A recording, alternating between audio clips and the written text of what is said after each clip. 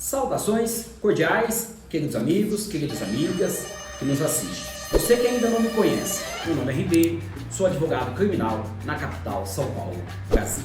A pergunta de hoje é: acusado de estupro merece defesa? Por favor, responda para mim nos comentários. A segunda pergunta que eu quero fazer: tenho muitos colegas advogados, sobretudo nas redes sociais. Você, como advogado, defenderia o acusado de estupro? Por que eu me tornei advogado? São essas três perguntas que eu coloco hoje aqui nesse vídeo. Bom, temos a pauta do dia, o caso Robinho, o caso Daniel Alves. No caso do Robinho, trata-se de uma condenação que transitou em julgado na Itália. Como o brasileiro nato não pode ser extraditado para outro país, seja ele qual for, o que a justiça italiana fez?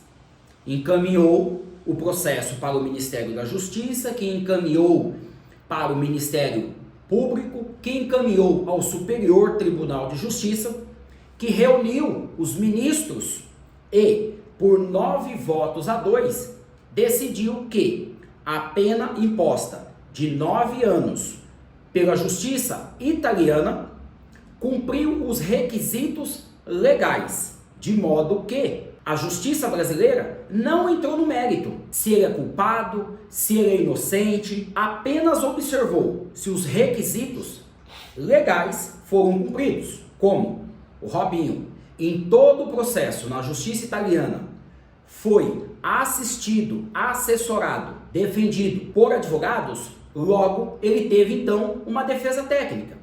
Outra coisa, cabe lembrar, o mesmo crime na Itália também é crime no Brasil.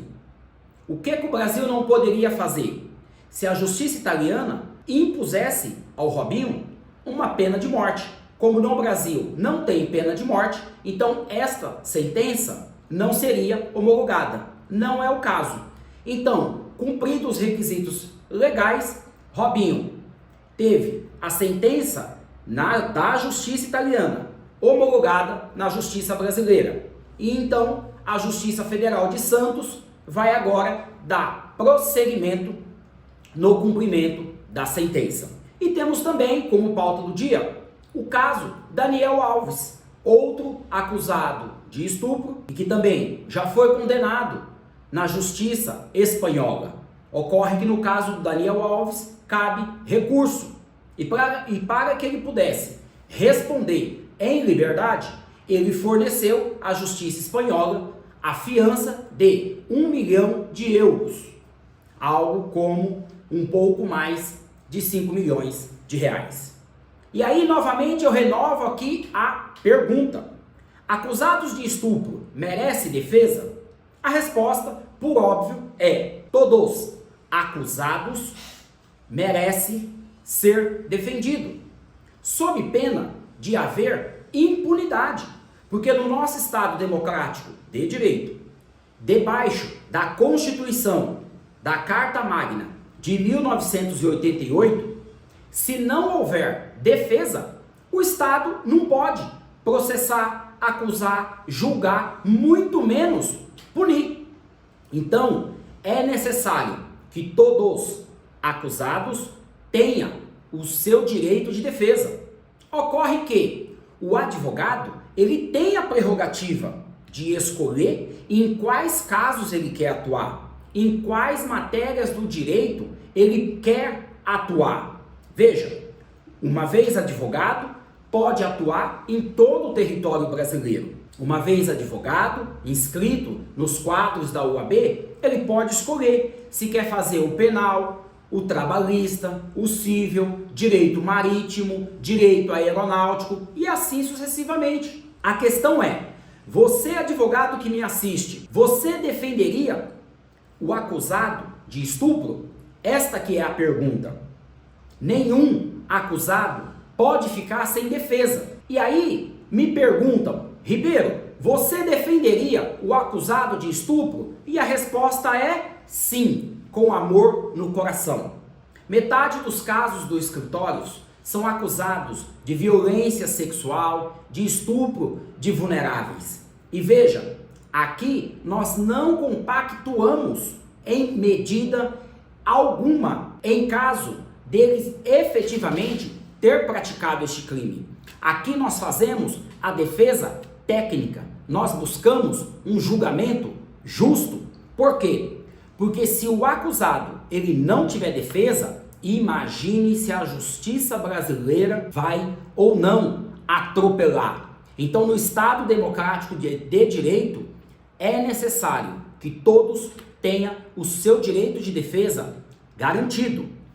E a última pergunta que eu coloquei aqui, e eu preciso que você responda, coloque aqui nos comentários: como me tornei advogado criminal? Um belo de um dia, um colega da nossa advocacia, doutor Alex Farinelli, ele simplesmente me telefonou e disse: doutor Ribeiro, um vizinho meu, um amigo de infância, foi preso, você pode ir até a delegacia? Fui, compareci, pagamos a fiança, cliente liberado. Passado alguns meses, tivemos a audiência e eu me preparei ao máximo. Iniciou a audiência, abriu a palavra da defesa. Eu falei feito miserável. Sabe aquela frase do poeta? Não sabia que era impossível, fui lá e fiz. E aí, de tanto eu falar, o juiz falou: doutor, tenha calma, se acalme. Hoje é apenas audiência de instrução. No entanto, contudo, todavia, lhe assiste defesa. A argumentação é pertinente e faz todo sentido. De modo que eu vou absolver o réu. Olhou para o Ministério Público: doutora, eu estou aqui sentenciando, eu estou aqui absolvendo sumariamente o réu. O Ministério Público deseja se opor? Não. Tudo bem. O MP deseja recorrer? Não. Tudo bem. Passado esse momento, eu comecei a compartilhar com os colegas da advocacia e eles me disseram: Ribeiro, a absolvição sumária é uma na carreira, é uma a cada 10 anos. Pois é, eu obtive uma absolvição sumária já na minha primeira audiência criminal. E aí eu decidi, é por aqui que eu vou. Advogado criminalista que sou, também me especializei em casos de estupro. É metade dos casos do escritório. Não é fácil, não é fácil.